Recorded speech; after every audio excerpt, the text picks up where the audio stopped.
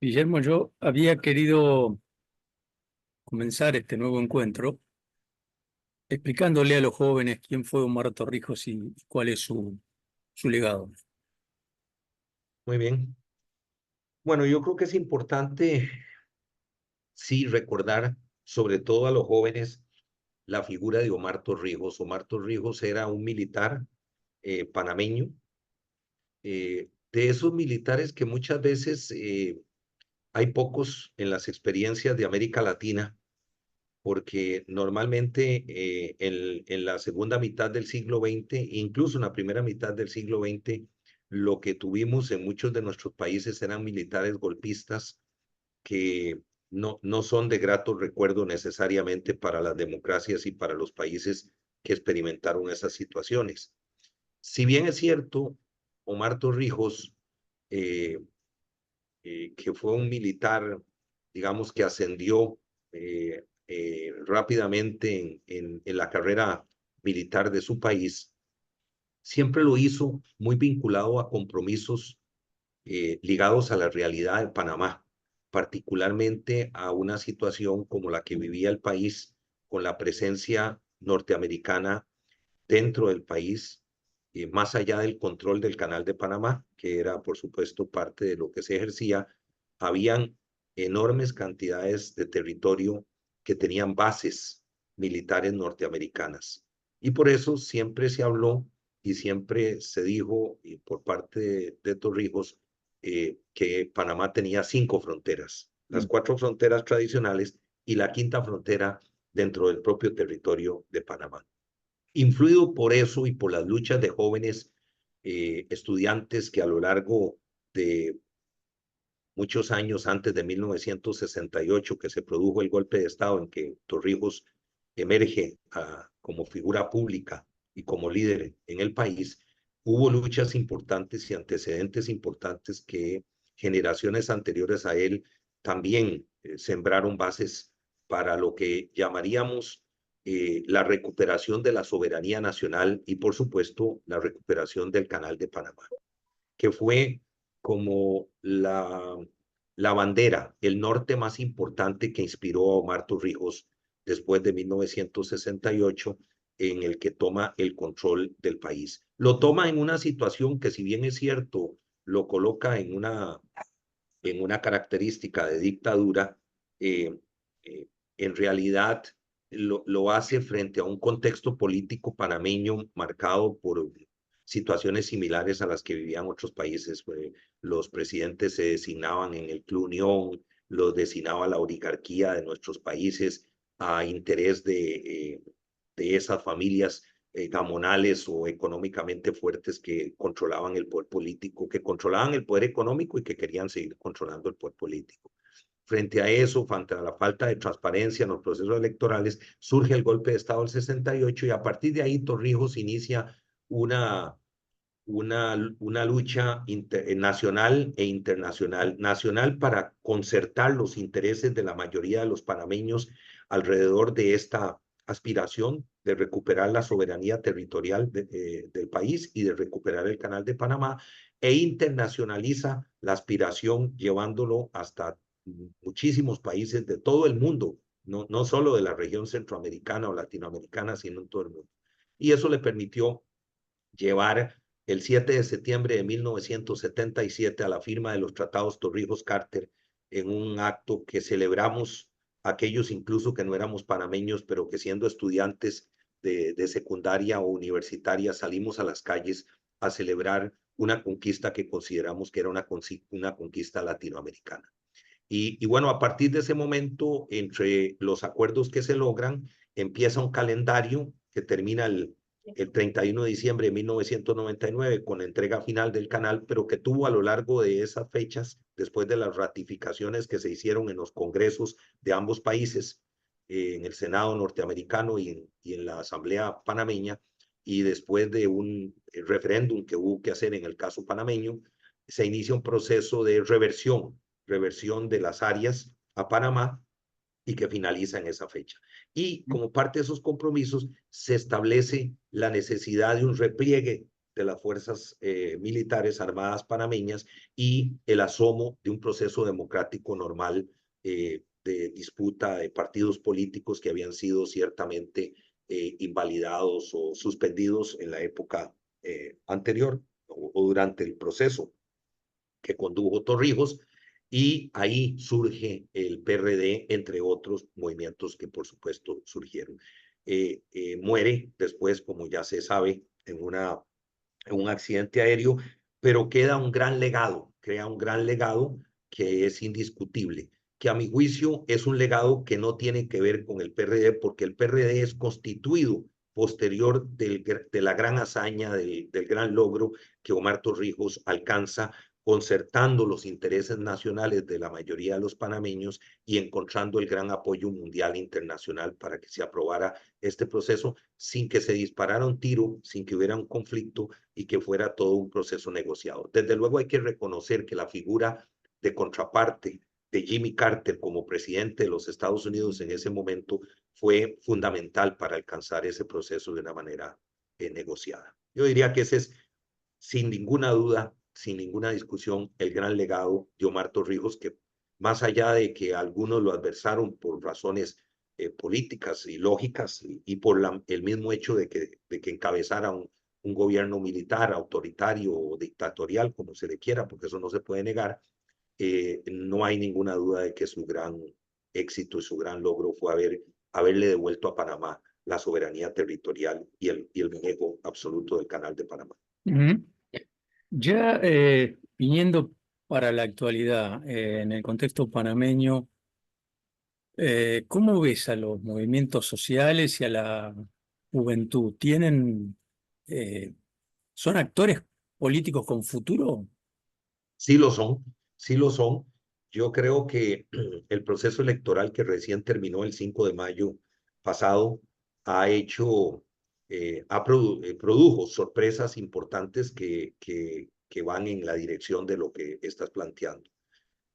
Si bien es cierto para algunos estudiosos, y me incluyo, este proceso de emergencia de nuevos movimientos sociales, en la esfera, me refiero en la esfera política, político electoral, porque no es que no existieran, pero su emergencia, su participación fuerte y decisiva como se alcanzó en esta elección, eh,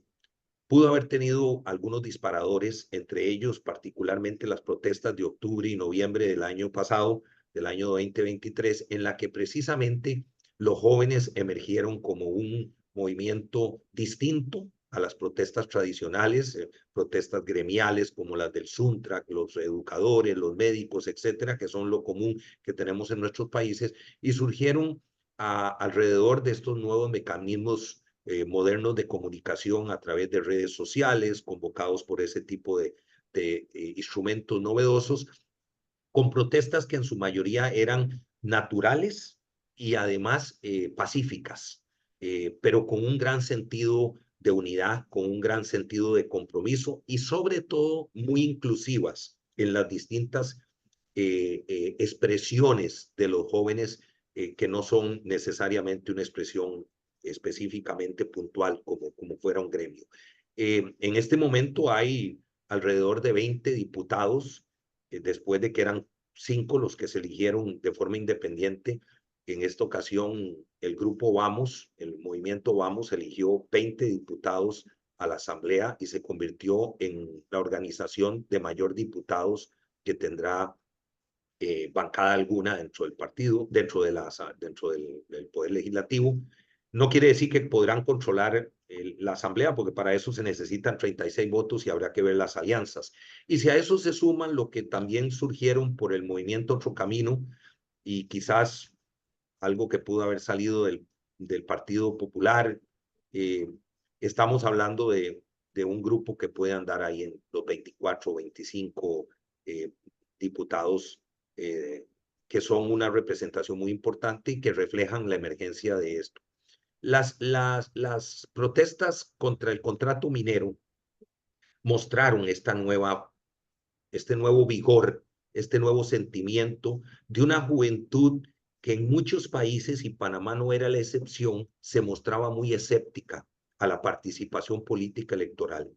Y el salto es no solo cuantitativo, sino yo creo que será un salto cualitativo. Ahora, esto último estará por verse, ¿verdad? Porque requeriremos ver si más allá de Juan Diego Vázquez y el diputado Silva, que fueron las cabezas de liderazgo que hubo en la Asamblea Nacional y que encabezaron esta organización de Vamos, no estando en la Asamblea porque no repitieron en el proceso electoral, con muchos otros diputados, algunos muy jóvenes, muy jóvenes, con muy poca experiencia, en algunos casos hasta nula experiencia de lo público. Vamos a ver si logran jugar ese rol protagónico. Pero yo no tengo ninguna duda, Gustavo, de que la emergencia de los jóvenes y de nuevas expresiones y nuevos movimientos sociales, grupos de preferencia sexual distinta, diversa, grupos de mujeres luchando por derechos igualitarios, los ambientalistas que dieron una lucha muy importante contra el contrato minero, etcétera, son expresiones hoy absolutamente reales que probablemente irán consolidándose si logran hacer un trabajo desde la Asamblea Nacional que permita darles esa visibilidad ese posicionamiento.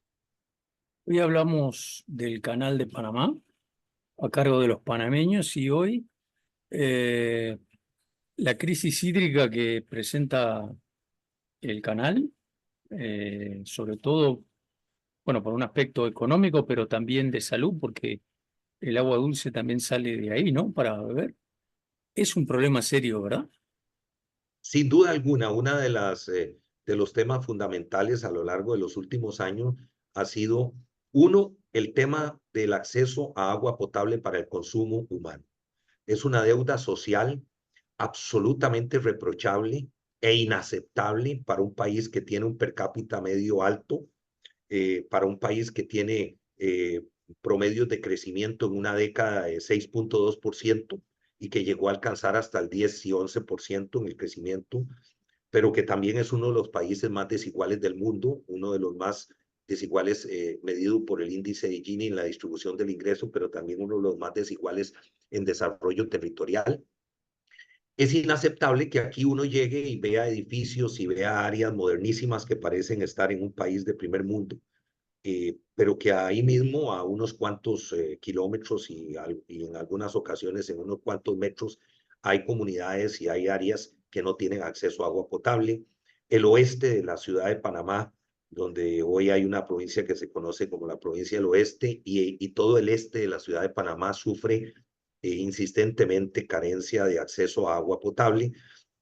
con lo cual contrasta muchísimo con ese desarrollo que muestra un país que no necesariamente es lo que es. Es un país de contrastes. Decía el presidente Cortizo en su campaña electoral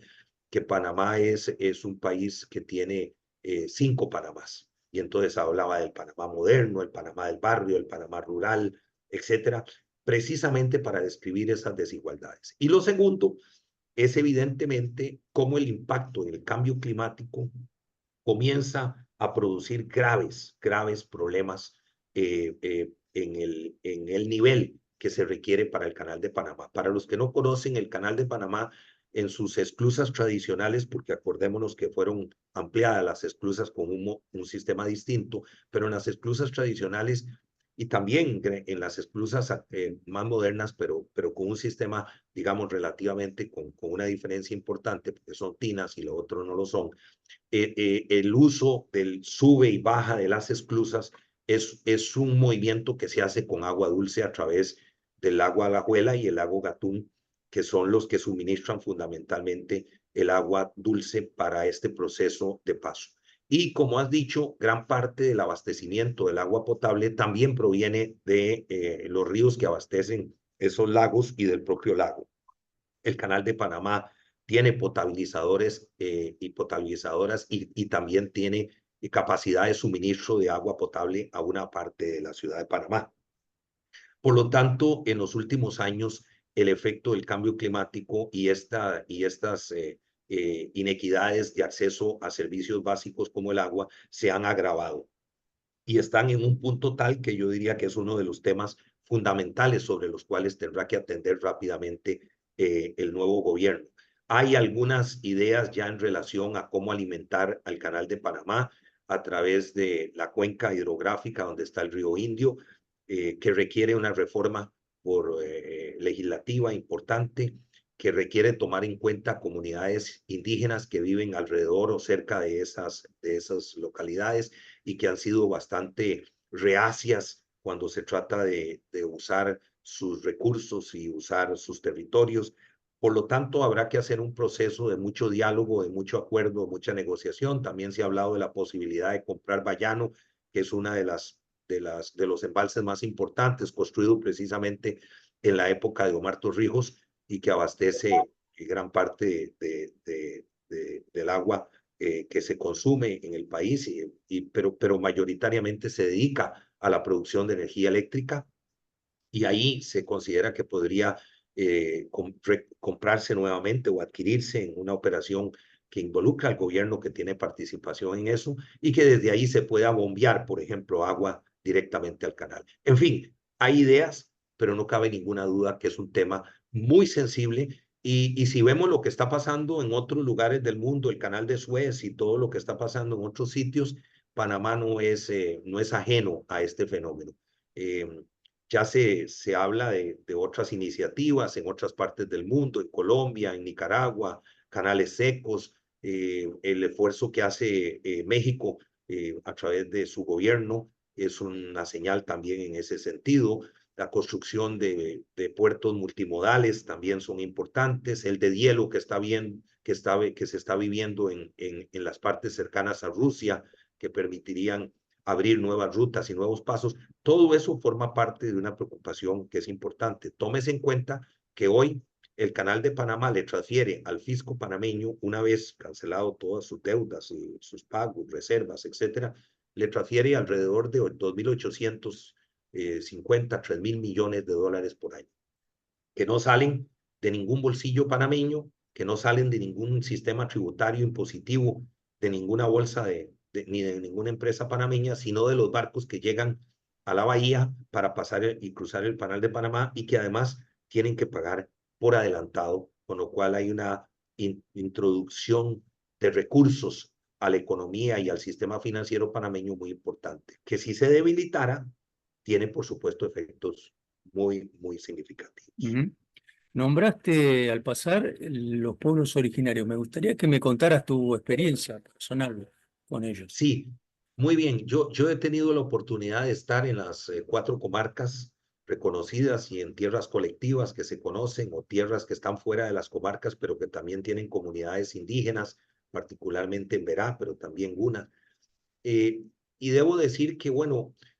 hay avances importantes. Uno de los legados por el que se le recuerda y se le aprecia mucho a Omar Torrijos es el hecho de que en su tiempo fue uno de los precursores en favor de los pueblos originarios, consolidando las comarcas,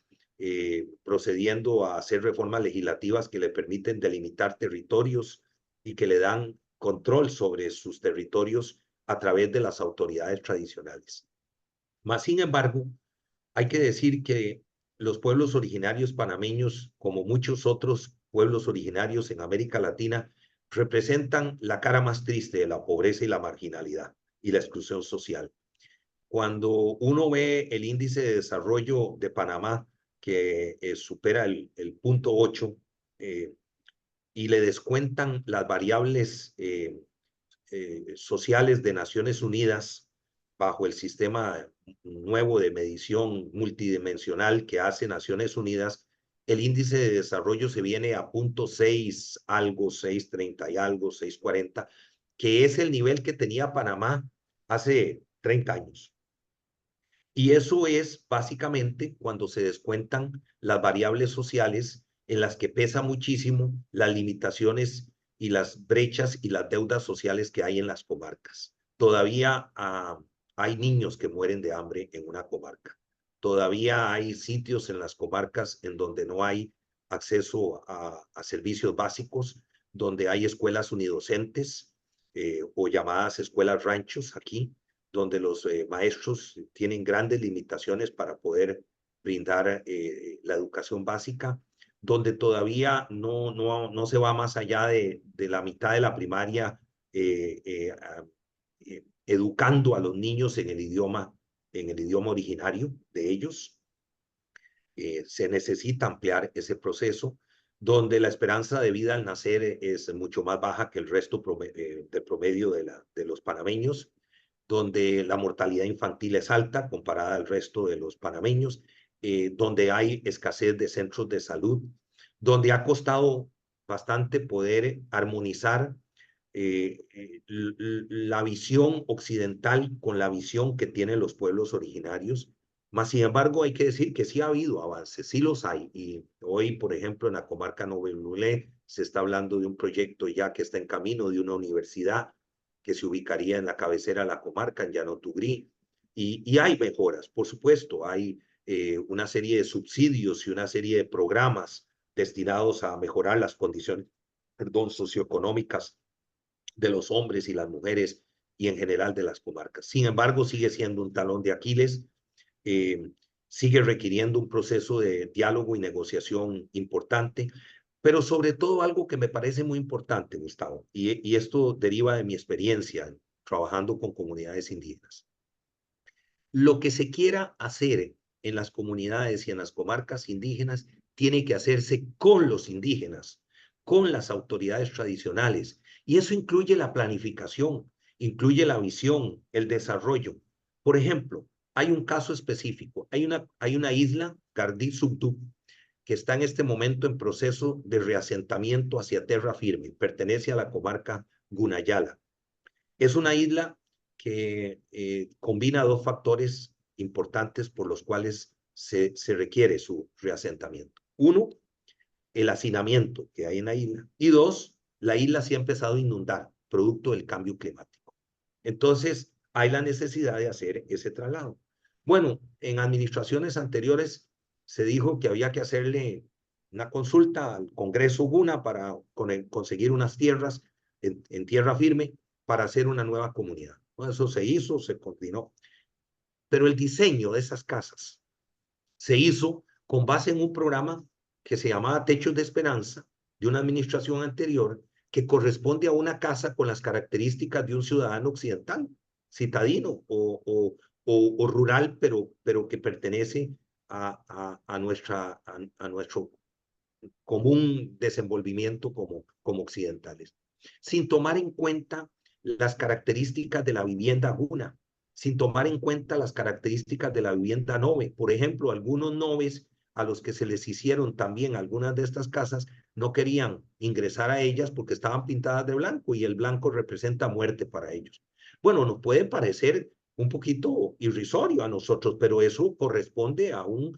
una visión cultural, a una pertinencia cultural que hay que respetarla y hay que hacerla congruente y consecuente con el desarrollo que querramos acordar con los pueblos originarios. Entonces, bueno, ahora las casas pues son casas bonitas, occidentales, pero entonces la cocina, por ejemplo, volviendo a Gunayala, la cocina de los Guna es fuera de la casa, no dentro de la casa. Entonces hay que ver dónde ubicamos. Los Guna duermen todavía una buena mayoría en hamacas. Resulta que no se pueden guindar las hamacas dentro de las casas porque el material de que están hechos no garantiza el peso. Detalles de este tipo que parecen intrascendentes no lo son y ha costado y hemos tenido, por ejemplo, yo he estado involucrado en ello, he tenido que participar muchísimo con la Junta Técnica, con el gobernador de la comarca, con el viceministerio de Asuntos Indígenas, con gran apoyo del presidente de la República, hay que decirlo con toda claridad, el presidente actual es un presidente muy comprometido con las comarcas, yo creo que es el presidente junto con el expresidente Martín Torrijos que más visitaron la comarca y que más estuvieron presentes en diálogo con las comarcas. Bueno, gracias a eso se ha podido enderezar un poco, pero a eso me refiero. No podemos planificar el desarrollo de los pueblos originarios, ni siquiera para llenar sus brechas más elementales, sino es en acuerdo, en conversación y en una participación activa y directa de las autoridades tradicionales y de sus comunidades. ¿Qué posibilidades existe para Panamá y la región de una integración que pueda llevarlos a un mayor desarrollo? Panamá ha sido un país pro integración, ha tenido una participación muy importante en el SICA y en los organismos. Eh, Incluso es parte del Parlacén, a diferencia de Costa Rica, que no ha querido entrar a ese órgano por razones, creo yo, de alguna manera justificadas, mientras el Parlacén no tenga una visión distinta a la que hoy tiene y una imagen probablemente que no es tan así, pero que se le ha estigmatizado como un lugar donde se refugian personas que son buscadas por la justicia. Panamá ha sido un país que ha promovido la integración centroamericana. Yo no dejo de señalar, por ejemplo, volviendo a Torrijos, la importancia del Grupo Contadora en las negociaciones y los acuerdos que hubo para los tratados Torrijos-Carter, la participación de Panamá en los procesos de pacificación en Nicaragua, en El Salvador, en otros países. Ha sido un país que se basado mucho en la neutralidad de su canal, ha tenido una política exterior de promoción del diálogo, de la concertación, del acuerdo, de ser un país facilitador antes que tomar posiciones en favor de A y B. Siempre ha estado su territorio y su país como una oferta para poder ayudar al diálogo y la concertación. Durante el tiempo que ha acompañado a la canciller, en este año y medio, me ha tocado ver su compromiso y su apoyo irrestricto a la integración centroamericana. Se trajo al primer ministro de India, que no había estado nunca por nuestra región, y se trajo para una reunión centroamericana del SICA. En fin, se ha promovido una serie de iniciativas que tratan de fortalecer este proceso. El proceso de integración centroamericana tiene complejidades que van más allá de la buena voluntad de un país como Panamá o de otro país. Hay diferencias de regímenes políticos importantes. Lo que está sucediendo hoy en Nicaragua, pues no es fácil, no es cómodo para un proceso de integración, gente que sale de su país, incluso sin la nacionalidad. A la que ha tenido que recurrir a otros países para recuperar sus pasaportes, sus documentos básicos, lo que está pasando hoy con el expresidente Martinelli, refugiado en la embajada de Nicaragua, cuando es una persona juzgada y condenada, no le hace ningún favor a estos procesos de relaciones que permitan una integración fluida que vaya más allá de lo comercial, porque lo comercial se da. Hay procesos de integración, incluso aduaneras, hay procesos de integración y de intercambios, pero cuando uno piensa en integración centroamericana, está pensando en cosas que vayan más allá de los aspectos meramente comerciales. Y ahí entran algunas deficiencias en modelos, el gobierno salvadoreño, su posición y su actual gobierno también pues tiene dificultades. Pero, por ejemplo, la participación de Panamá en el marco de la toma de posesión del gobierno de Guatemala fue fundamental.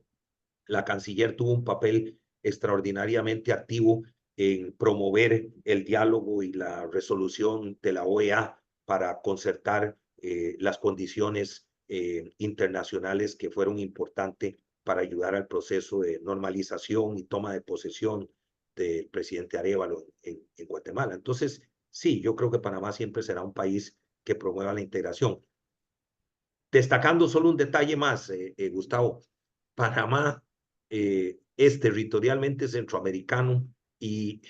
sentimentalmente suramericano. No nos olvidemos que Panamá fue parte de la Gran Colombia y la relación con Colombia, su vecino al sur, no siempre es entendible fácilmente si no se comprende esa dimensión de la separación de Panamá de Colombia. Muchas gracias, Guillermo, muy amable. Con mucho gusto, Gustavo, a la orden como siempre para lo que podamos ser útiles.